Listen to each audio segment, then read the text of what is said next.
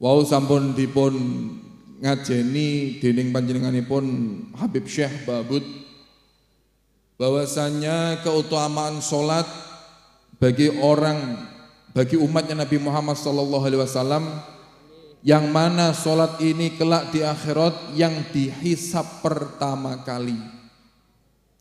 Yang dihisab pertama kali ini salat.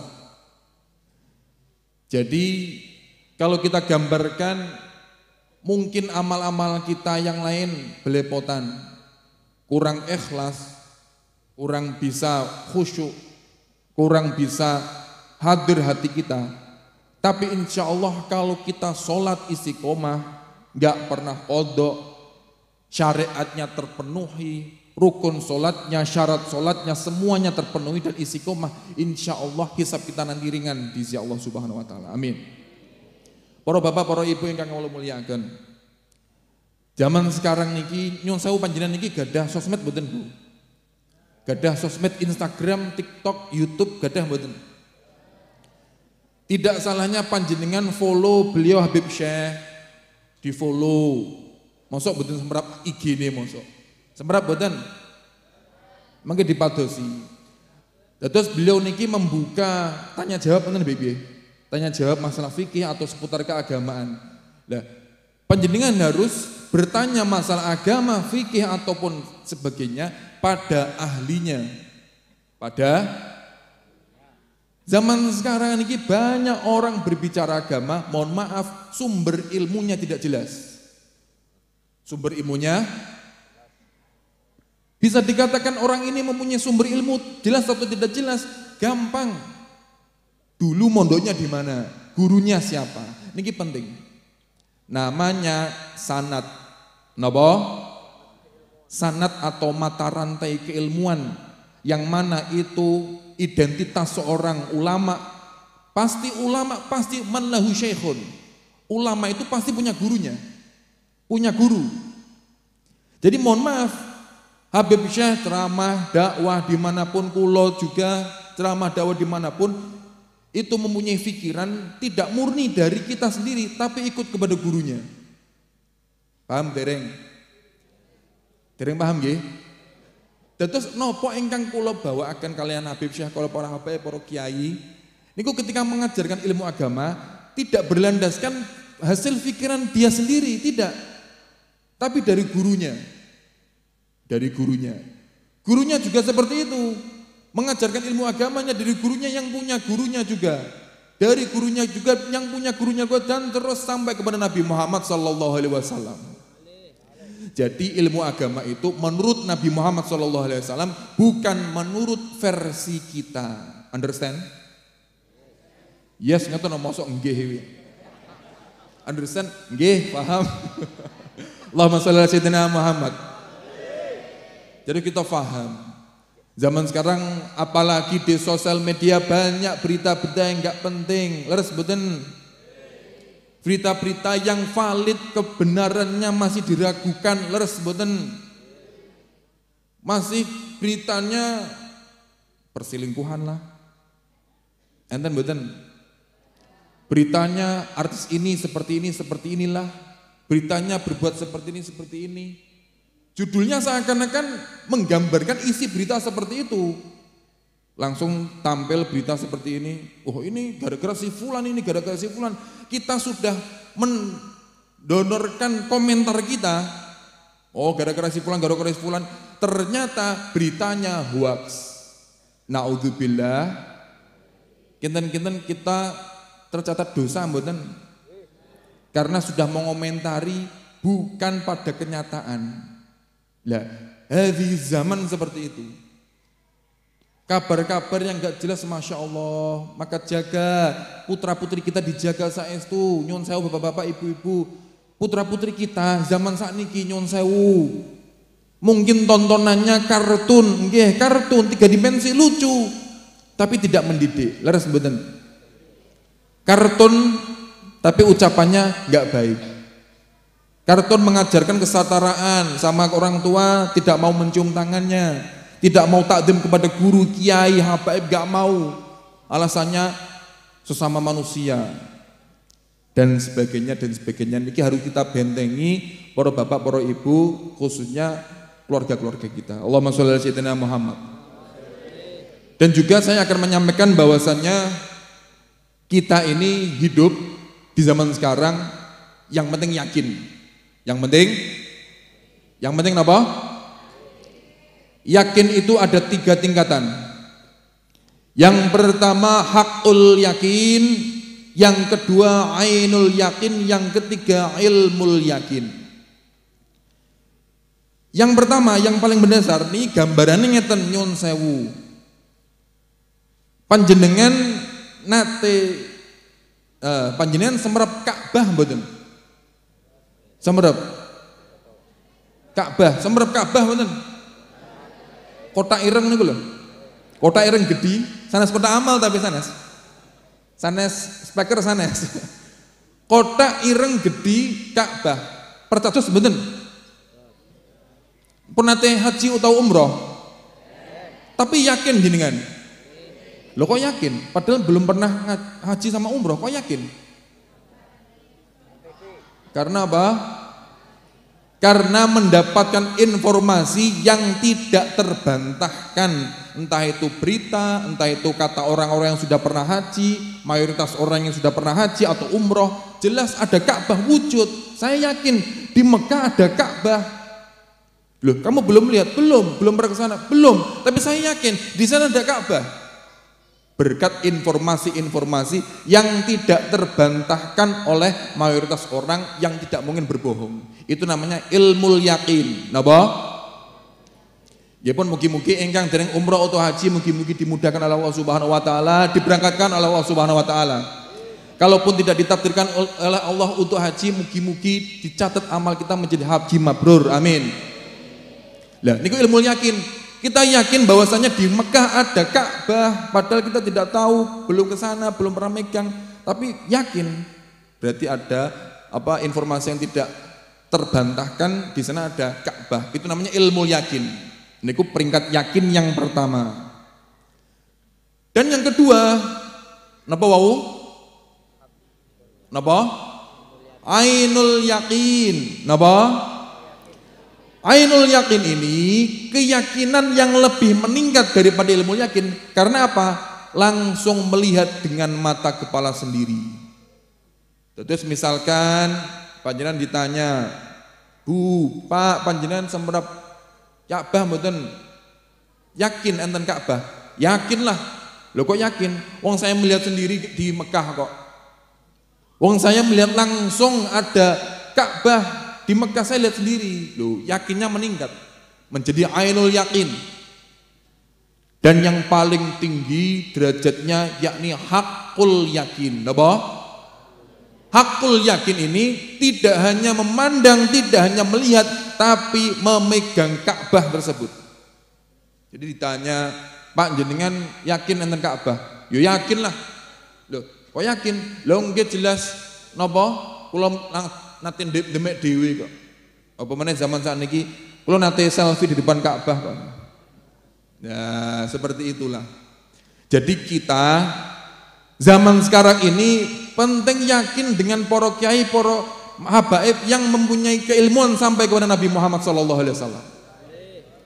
Jadi kita jangan mau dibentur-benturkan atau kita dinarasikan kita ini seakan-akan tidak percaya sama kiai ataupun habaib karena hanya informasi yang berseliweran di internet. Allahumma sholli ala sayyidina Muhammad.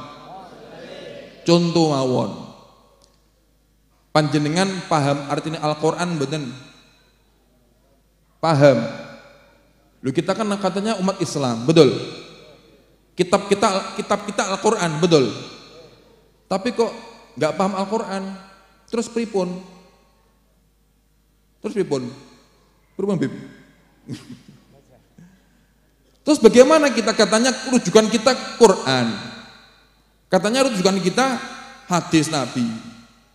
Tapi kenapa Habib Syekh, para kiai-kiai kok tidak langsung ngajar Quran dan hadis?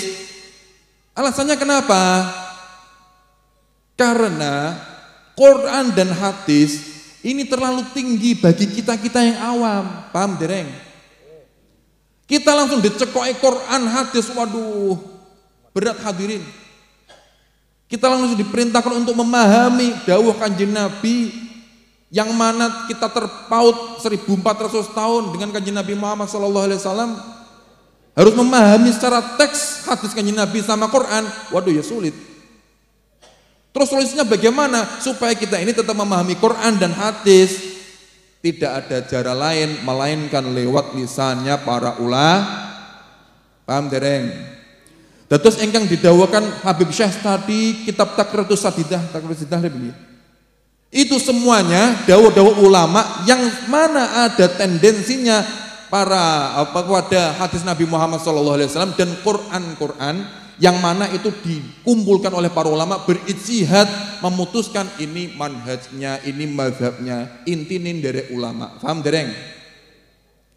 Jadi kitab-kitab Salam Taufik, kitab-kitab Fathul Qorib, kitab-kitab pesantrenan ngoten niku pun itu dibuat pegangan.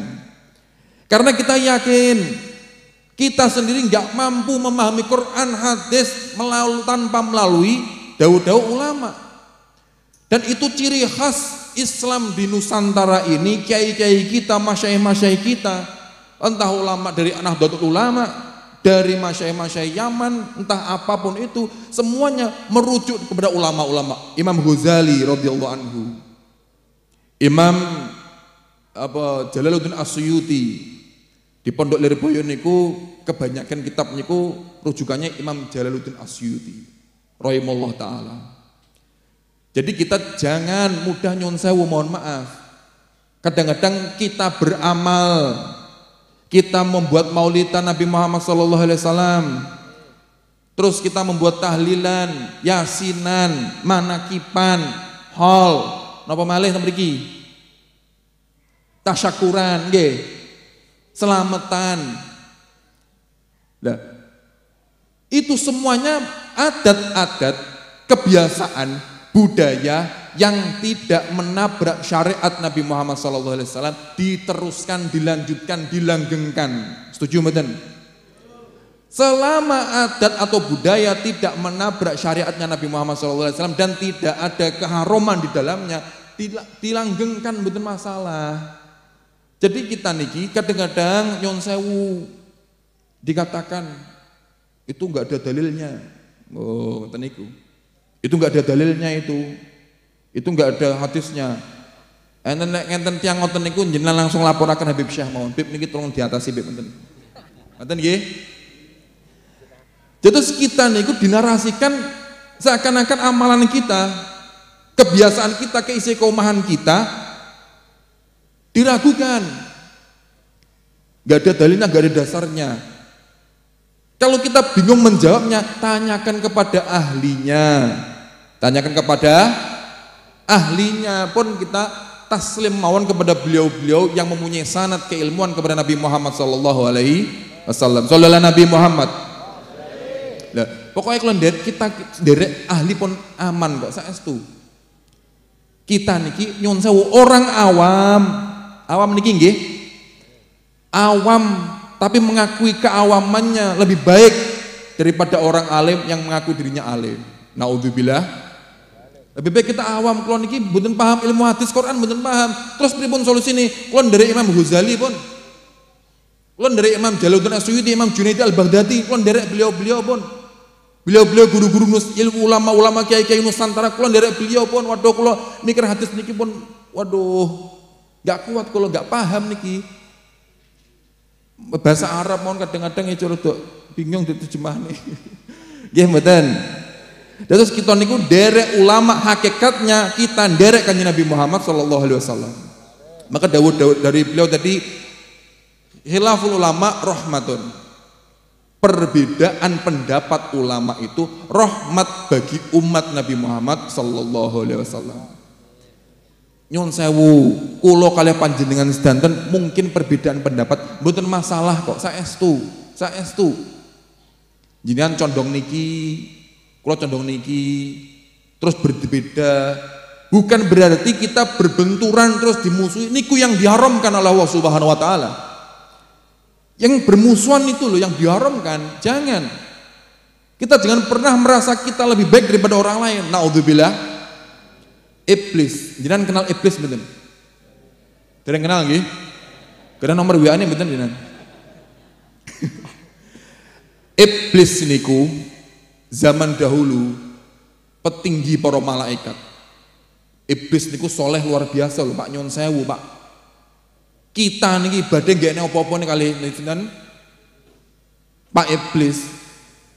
Enten pergi. Loh, saestu diriwayatkan bahwasanya iblis itu ibadahnya di muka bumi ini tidak ada sejengkal pun, melainkan di tempat situ pernah disujudi oleh iblis. Loh, iblis, malaikat Jibril pun yang sekarang menjadi jenderalnya para malaikat itu di bawah jauh derajatnya dibanding iblis. Ya Allah, iblis waduh ede gak apa-apa nih.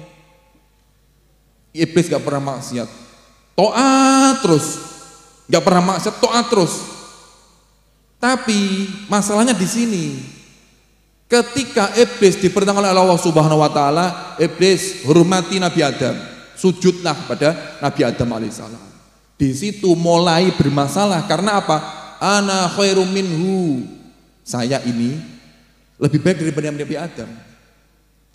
Secara dohir memang, secara dohir iblis ini api, wah membara, keren, nggih mboten. Daripada tanah itu aduh, nggak keren, betul.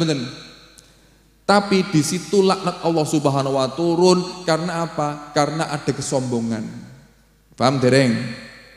Sombong niku takabur, merasa diri kita lebih baik daripada orang lain. Naudzubillah. Niki sing perlu kita ajar nafsu kita, hati kita supaya kita tidak lebih merasa lebih mulia daripada orang lain. Merasa lebih senior, berilmu, lebih dekat dari Allah Subhanahu Wa Taala dengan orang lain. Naudzubillah. Karena takabur dosanya luar biasa besar karena maksiat pertama yang dilakukan oleh makhluknya Allah Subhanahu Wa Taala, yakni takabur itu tadi yang dilakukan oleh iblis.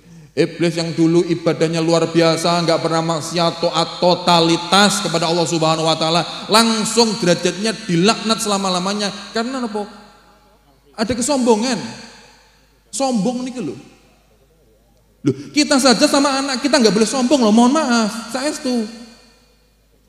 Lha awakmu ngete opo? Kadang-kadang ngoten niku. Nate mboten kita. Alah cah cilik nyapo iki. Umur berapa tuh? Umur bro? Allah umur cah wingi. Loh, seakan-akan kita merasa lebih berpengalaman.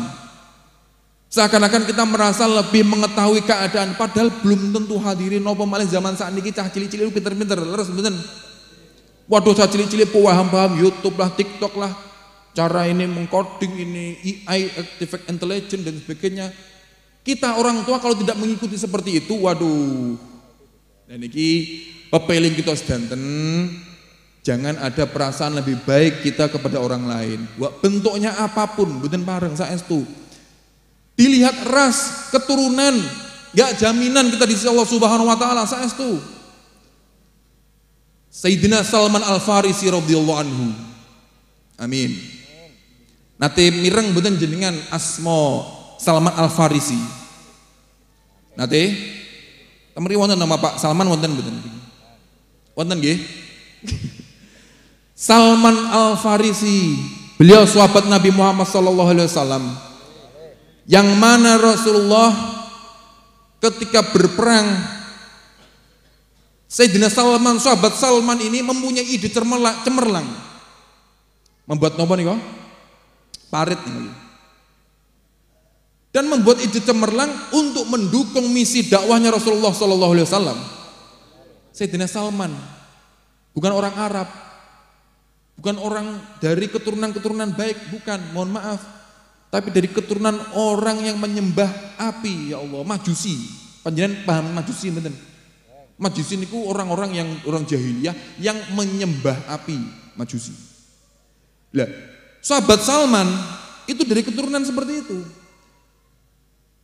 Keturunan seperti itu, tapi Sayyidina Salman Al-Farisi ini ada wirah kecintaan yang luar biasa kepada Nabi Muhammad SAW. Beliau membantu Rasulullah, ikut rombongannya Rasulullah. Apa kata Rasulullah SAW? Huwa min ahlil baiti. Dia termasuk keturunanku, kata Rasulullah sallallahu alaihi wasallam. Masya Allah. Jadi kita nyon sewu mboten pareng, diharamkan menghina orang karena ras keturunan, nggak boleh. Kamu dari mana? Jawa. Jawa itu hama. Loh, enten mboten ngoten niku. Kamu dari mana? Madura. Alas Madura. Loh, zaman dulu juga prakteknya ada seperti itu. Sahabat kanjeng Nabi Muhammad SAW. Pernah dulu ketika sahabat Bilal, jangan perso Bilal sama Abu Dzar ngobrolan. Nah, ngobrol. Sahabat Abu Dzar ngobrol sama Bilal, keceplosan. Keceplosan basa mriki napa? Ya keceplosan nonton nggih. Apa ya? Ya keceplosan lah. Abu Dzar sama Bilal ngobrol. Abu Dzar kan mohon maaf. Napa jenenge Ethiopia atau apa? Bilal bin Rabah, Afrika. Afrika niku kan hitam-hitam ngoten niku. Sahabat Bilal. Lah, Abu Dzar ngobrol sama Bilal, ya Ibnu Sauda, waduh, keceplosan Abu Dzar. Keceplosan. Ya Ibnu Sauda, alah awakmu wong ireng lho. Guyonan padahal. Awakmu keturunan wong ireng. Ucapan tersebut dengar Nabi Muhammad SAW. Didengar oleh Nabi Muhammad SAW. Nabi Muhammad godop marah luar biasa. Ya Abu Dzar, engkau mengatakan seperti itu di keadaan yang mana aku ini masih hidup di muka bumi ini. Kok berani-beraninya kamu menghidupkan jahiliyah seperti itu, sifat jahiliyah seperti itu, sedangkan aku masih di sini, kata Rasulullah SAW. Loh, gojolokan padahal guyonan. Nabi Muhammad gak terima. Apalagi zaman sekarang, naudzubillah, orang menilai ini keturunan ini, hina semuanya. Kamu keturunan si fulan, aduh kamu hina, aduh kamu ini ada gak jelas. Gak boleh seperti itu. Itu telah menyalahi aturannya Nabi Muhammad sallallahu alaihi wasallam. Sallallahu Nabi Muhammad. Nabi Muhammad itu temannya, orangnya, banyak orang-orang yang tidak sejalan dengan beliau, tapi beliau tidak memusuhi saestu. Nabi Muhammad itu ada namanya Abdullah bin Ubay bin Salul.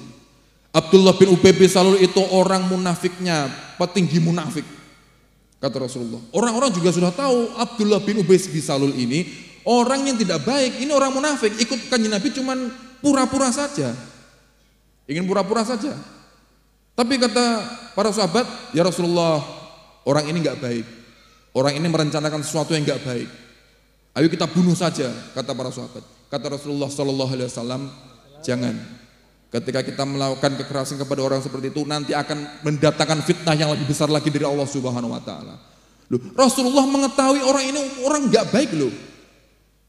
Rasulullah tahu ini orang enggak baik tapi tidak dibunuh. Loh, zaman kita sekarang kita tidak tahu hakikatnya orang ini baik atau buruk, enggak tahu, langsung kamu ini langsung dicemooh lah. Wonten mboten? Kamu ini langsung diserang, dikatakan kamu ini keturunan ini, naudzubillah. Itu sangat jauh daripada akhlaknya Nabi Muhammad sallallahu alaihi wasallam. Sallallahu Nabi Muhammad. Jadi kita sedanten dah panjenengan keturunan dari manapun, selama kita bersama-sama sudah itu dihilangkan semuanya. Kita umatnya Nabi Muhammad sallallahu alaihi wasallam, kita sama-sama ingin mendapatkan syafaat Nabi Muhammad sallallahu alaihi wasallam. Umat Rasulullah sallallahu alaihi wasallam gitu, ya Allah rahmat, harus rahmat kepada umat Nabi Muhammad sallallahu alaihi wasallam. Kalau kita cinta kepada Nabi Muhammad sallallahu alaihi wasallam, harusnya kita menyamakan diri kita kepada Nabi Muhammad sallallahu alaihi wasallam. Menyamakan diri kita dalam segi apa? Mencintai umatnya Nabi Muhammad sallallahu alaihi wasallam. Rasulullah sallallahu alaihi wasallam ketika nanti di akhirat, ketika sudah datang yaumul akbar, ketika dibangkitkan di kuburnya, malaikat Jibril yang membangkitkan, yang membangunkan Rasulullah sallallahu alaihi wasallam. Kalau kita niki mungkin yang diutus malaikat-malaikat, aduh, apa malaikat-malaikat level ekonomi gitu nih, malaikat-malaikat biasa lah, malaikat-malaikat anggota bukan dewan harian. Tapi Rasulullah SAW spesial, beliau langsung dibangunkan oleh malaikat Jibril alaihissalam, dibangun, ya Rasulullah ini sudah waktunya, yaumus sa'ah. Ya Rasulullah ini sudah waktunya, tiba hari yang dimana hari yang tidak pernah ada yang menggetarkan sebelumnya dan setelahnya, yakni hari kiamat. Rasulullah ketika bangun ditanya, dipegang lengannya Jibril alaihissalam, kaifa ummati ya Jibril, kaifa ummati, bagaimana keadaan umatku wahai Jibril? Bukan keadaan kaifa azwaji, ashabi, dzurriyyati, bukan, tapi kaifa ummati ya Jibril, bagaimana keadaan umatku wahai Jibril? Loh, Kanjeng Nabi niki kalih umate niku mati-matian membela kita sedanten sebelum beliau diciptakan sampai beliau meninggal, sampai nanti di akhirat beliau, ya Allah, mati-matian ingin menyelamatkan kita hadirin. Makanya kita niki paling tidak sering sholawatlah kepada Nabi Muhammad SAW. Paling tidak satu hari 100 kali sholawat Muhammad. Atau kita jadikan lisan kita refleks untuk menjawab sholawat Nabi Muhammad SAW. Pernah suatu ketika Nabi Muhammad bertemu sama Sayyidah Aisyah radhiyallahu anha. Sayyidah Aisyah niki ketika menjahit terus mati lampu. Mati lampu zaman riyen mboten enten flash HP. Aduh mati lampu sik flash sik mboten wonten ngoten niku. Mboten petromak mboten enten. Ketika jarum jatuh tersebut Rasulullah datang. Wajahnya cemerlang, waduh cahaya Masya Allah lebih baik daripada rembulan sallallahu alaihi wasallam. Beliau ketika datang Sayyidah Aisyah langsung, Masya Allah Rasulullah sungguh celaka, wailun liman yamyaroni yaumal qiyamah. Ya Rasulullah sungguh celaka orang-orang yang tidak melihat panjenengan ketika di hari kiamat. Napa jawab Rasulullah sallallahu alaihi wasallam? Barang siapa yang ketika namaku disebut tapi tidak refleks berselawat kepadaku, kelak di akhir kiamat, di hari kiamat tidak melihat wajahku, ya Allah. Jadi kita niki berusaha ketika mendengar Nabi Muhammad langsung sallallahu alaihi langsung mawon refleks. Jadi ketika mendengar Rasulullah Nabi Muhammad sallallahu alaihi pun langsung refleks, lisannya dilatih refleks. Supaya kita tergolong orang-orang ketika hari kiamat, kita termasuk orang yang bisa memandang wajahnya Nabi Muhammad sallallahu alaihi wasallam. Mugi-mugi berkah majelis niki kita sami-sami mendapat syafaat Nabi Muhammad sallallahu alaihi wasallam. Dan terakhir pun napa sedikit mawon napa jenengi kita sedanten pengen dimanapun menjadikan islah atau damai, kita pengen jadikan Islam itu tenang, nyaman. Kula nyuwun panjenengan sedanten, kita sedanten sedanten mawon sosial media kita dijaga. WA kita dijaga, nyuwun sewu. Zaman sakniki niku goro-goro HP niku tukaran leres mboten. Goro-goro sosmed WA yang tidak dijaga bisa tidak baik hubungannya, leres mboten. Ya Allah, HP niku harusnya kita misalkan kita nderek ngajine Habib Syekh, Masya Allah, tambah hati ini tambah resik, tambah paham syariat agama. Loh, HP niku memanfaatkan, tapi kalau tidak dibuat dengan baik, naudzubillah, yang tadinya HP niki cuman napa nggih? Informasi. Tapi zaman sekarang merambahnya internet, antara hak dan batil sudah tercampur. Sudah ini yang baik gak tahu, ini yang buruk gak tahu, semuanya campur, seakan-akan ini dipoles dengan kebaikan. Dan kita kebanyakan masuk di situ. Akun Facebook, caci maki, tiap-tiap lisan apa yang kita ucapkan di Facebook, di WA, semuanya kelak akan dipertanggungjawabkan di sisi Allah Subhanahu wa taala. Kok kita berani-beraninya mengomentari orang yang kita tidak tahu hakikat orang itu seperti apa? Kita nggak tahu loh. Kita cuman kadang-kadang nyun sewu, ada rekaman orang yang nggak baik, orang soleh tiap hari ibadah, tiap hari sholat, kesialannya satu kali melakukan dosa disyuting, direkam, diupload, terus langsung inilah akhlak orang seperti itu. Terus kita percaya gitu aja. Terus kita langsung meyakini seperti itu aja. Ya Allah, kita niki manusia. Manusia mboten kita niki punya salah mboten? Punya dosa mboten? Sami mawon. Jadi jangan nganggap kita ini seakan-akan paling suci, paling merasa baik, paling merasa ahli ibadah. Jangan. Guru-guru kita mengajarkan bahwasanya tazkiyatun nafas, membersihkan diri kita. Gak pengen ngomentari orang lain, komentari diri kita sendiri-sendiri masing-masing. Ngoten nggih, mugi-mugi wonten manfaatipun, mugi-mugi malam menika dados malam saksi kita nanti di hari kiamat bersama Nabi Muhammad sallallahu alaihi wasallam, angsal syafaat Nabi Muhammad sallallahu alaihi wasallam. Kita berkumpul dengan para habaib, para kiai-kiai kita yang membimbing kita di dunia dan akhirat. Mugi-mugi berkah majelis ini kita tidak keluar melainkan kita diampuni dosanya Allah Subhanahu wa taala. Ditambah mahabbah kita kepada Nabi Muhammad sallallahu alaihi wasallam, ditambah takwa kita kepada Allah Subhanahu wa taala, ditambah kita takdim kepada guru-guru kita, kepada orang tua kita, kepada kiai kita, kepada habaib kita. Berkah majelis ini siapapun yang sakit, baik sakit zahir maupun batin, mudah-mudahan disembuhkan oleh Allah Subhanahu wa taala. Dimudahkan urusannya, baik urusan dunia maupun akhirat. Dimudahkan segala urusannya apapun itu, berkah duduk kita di majelis yang insya Allah diberkahi oleh Allah Subhanahu wa taala. Nyuwun agung pangapunten wa alafu minkum. Wassalamualaikum warahmatullahi wabarakatuh.